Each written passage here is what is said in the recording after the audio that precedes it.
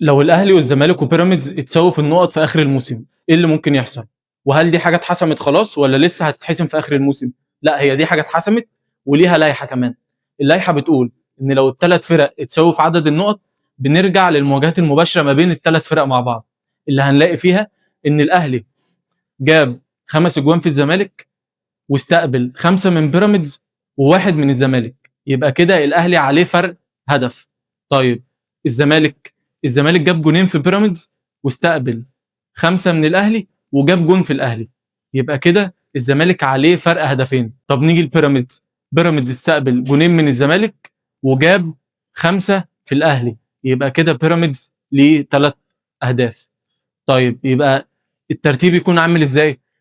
في المركز الثالث نادي الزمالك بفرق هدفين عليه، في المركز الثاني النادي الاهلي بفرق هدف عليه، وفي المركز الاول بيراميدز بفرق 3 اهداف ليه. وساعتها بيراميدز ياخد الدوري، والاهلي يشارك في دوري ابطال افريقيا، والزمالك يشارك في الكونفدراليه.